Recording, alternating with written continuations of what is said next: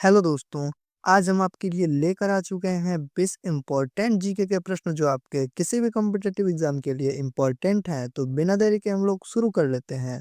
पहला प्रश्न है कि प्रकाश वर्ष किसकी इकाई है? तो इसका जो सही आंसर हो जाएगा वो हो जाएगा बी यानी कि दूरी की। ठीक है। इसके बाद अगला प्रश्न देखते हैं। अगला प्रश्न है दोस्तों कि मानव शरीर की सबसे बड़ी ग्रंथि कौन सी है? तो इसका जो सही आंसर हो जाएगा दोस्तों वो हो जाएगा बी यानी कि यकृत। ठीक है।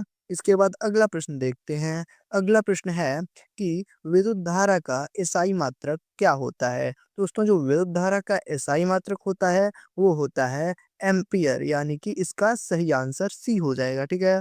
इसके बाद अगला प्रश्न देखते हैं। अगला प्रश्न है किस विटामिन की कमी से रतौंधी होता है? ठीक है। यह प्रश्न पूछ रहा है कि इनमें से किस विटामिन की कमी से रतौंधी रोग होता है? तो इसका जो सही आंसर है दोस्तों वो हो जाएगा विटामिन ए यानी कि सी ऑप्शन इसका सही हो जाएगा। इसके बाद देखते हैं अगला प्रश्न। अगला प्रश्न है हम लोगों का कि पानी का रासायनिक सूत्र क्या होता है? तो दोस्तों पानी का जो रासायनिक सूत्र होता है वो होता है H2O। H2O कैसे बनता है दोस्तों? हाइड्रोजन के 2 परमाणु और ऑक्सीजन के 1 परमाणु मिलकर जल बनाते हैं। ठीक है। इस बात को ध्यान रखिएगा। इसके बाद देखते हैं अगला प्रश्न। अगला प्रश्न हम लोगों का है कि रेडियोधर्मिता की खोज किसने की थी? तो इसका जो सही आंसर है दोस्तों वो होगा हेनरी बेकरेल। ठीक है। इसका जो सही आंसर होगा वो हो जाएगा हेनरी बेकरेल यानी बी आंसर इसका सही हो जाएगा। ठीक है। इसके बाद देखते हैं अगला प्रश्न। ठीक है। अगला प्रश्न है दोस्तों कि मानव शरीर में कुल कितनी हड्डियां होती हैं? प्रश्न दे रहा है यहाँ पे कि मानव शरीर में कुल कितनी हड्डियां होती हैं? तो इसका जो सही आंसर है दोस्तों वो हो जाएगा ए यानी कि 206 हड्डियां होती है। ठीक है। इसके बाद देखते हैं अगला। अगला प्रश्न है हमारा कि दाब का ईसाई मात्रक क्या होता है? यहाँ पे प्रश्न दे रखा है कि दोस्तों दाब का ईसाई मात्रक क्या होता है? तो दोस्तों जो दाब का ईसाई मात्रक होता है वो होता है पास्कल। ठीक है। पास्कल दाब का ईसाई मात्रक होता है। ठीक है। इसके बाद अगला प्रश्न देखते हैं हम लोग।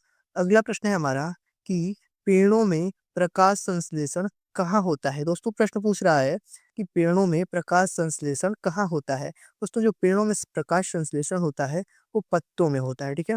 पत्तों द्वारा पेड़ों में प्रकाश संश्लेषण होता है। ठीक है। इस बात को ध्यान रखिएगा। इसके बाद अगला प्रश्न देखते हैं।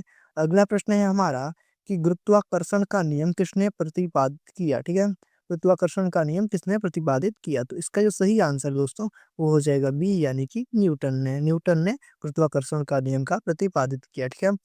इसके बाद देखते हैं अगला प्रश्न। अगला प्रश्न है हमारा कि सबसे हल्की गैस कौन सी है? यहाँ प्रश्न दे रखा है कि सबसे हल्की गैस कौन सी है? तो इसका जो सही आंसर हो जाएगा वो हो जाएगा सी यानी कि हाइड्रोजन। ठीक है। हाइड्रोजन सबसे हल्की गैस होती है। ठीक है। अगला प्रश्न देखते हैं। अगला प्रश्न है कि रक्त का थक्का जमने में कौन सा विटामिन सहायक है? रक्त का थक्का जमने में कौन सा विटामिन सहायक है? ठीक है। तो इसका जो सही आंसर हो जाएगा वो हो जाएगा ए यानी कि विटामिन के होता है। ठीक है। विटामिन के की वजह से रक्त का थक्का जमता है। ठीक है। अगला प्रश्न देखते हैं हम लोग दोस्तों। अगला प्रश्न है कि ध्वनि की तीव्रता मापने की इकाई क्या है? यहाँ पे प्रश्न दे रहा है कि ध्वनि की तीव्रता मापने की इकाई क्या है? तो ये दोस्तों ध्वनि की तीव्रता मापने की इकाई है वो है डेसिबल, जिसे हम लोग डीबी से भी प्रदर्शित करते हैं। क्या दोस्तों? डीबी से भी प्रदर्शित करते हैं। ठीक है। ध्वनि की तीव्रता मापने की इकाई क्या है? डेसिबल। ठीक है। अगला प्रश्न देखते हैं। अगला प्रश्न है हमारा कि सौर मंडल का सबसे बड़ा ग्रह कौन सा है? तो दोस्तों सौर मंडल का सबसे बड़ा जो ग्रह है वो है बृहस्पति यानी आंसर सी इसका सही हो जाएगा। ठीक है। इसके बाद अगला प्रश्न देखते हैं। अगला प्रश्न है थर्मोमीटर में किस धातु का उपयोग किया जाता है? यहाँ पे प्रश्न दे रखा है कि थर्मोमीटर में किस धातु का उपयोग किया जाता है? तो इसका सही आंसर है दोस्तों सी यानी कि पारा। ठीक है। दोस्तों इस बात को भी ध्यान रखिएगा कि धातु में पारा द्रव होता है। ठीक है। पारा द्रव के रूप में होता है। ठीक है। इसको ध्यान रखिएगा। ठीक है।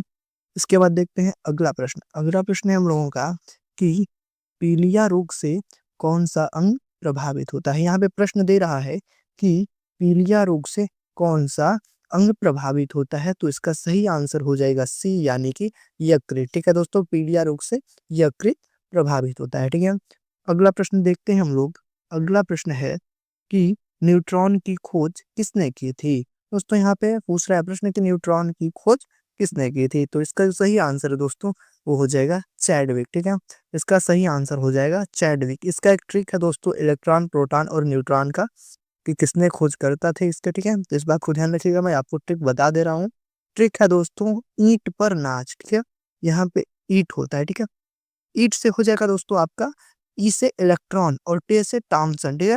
यहाँ पे जे दे थॉमसन दिया है, ट से यहाँ पे आप लोग को टॉमसन समझना है, ठीक है। दूसरा है पर, ठीक है। तो पर का अर्थ होता है दोस्तों, प से प्रोटॉन होता है, ठीक है। और र से होता है रदरफोर्ड। तो प्रोटॉन के खोजकर्ता कौन थे दोस्तों? रदरफोर्ड, ठीक है। और ईंट पर हो गया, यहाँ पे अब बचा है नाच, ईंट पर नाच, ठीक है दोस्तों, नाच। तो इसका अर्थ हो जाएगा न से न्यूट्रॉन दोस्तों, ठीक है। न से न्यूट्रॉन हो जाएगा, और न्यूट्रॉन के खोजकर्ता जो है दोस्तों चैडविक, ठीक है। यहाँ पे प्रश्न पूछ ही रहा है कि न्यूट्रॉन की खोज किसने की थी, तो यहाँ पे नौ से न्यूट्रॉन और च से दोस्तों चैडविक, ठीक है। इस बात को आप याद रखिएगा, ईंट पर नाच, ठीक है। ये ट्रिक है दोस्तों, याद करने का एक तरीका है। इसके बाद देखते हैं अगला प्रश्न। अगला प्रश्न है दोस्तों कि पौधों में जल का परिवहन किसके द्वारा होता है, ठीक है।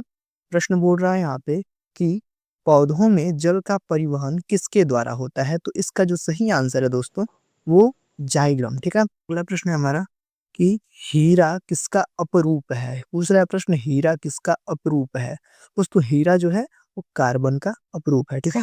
कार्बन का अपरूप है हीरा, ठीक है। इस बात को ध्यान रखिएगा। इसके बाद देखते हैं अगला प्रश्न।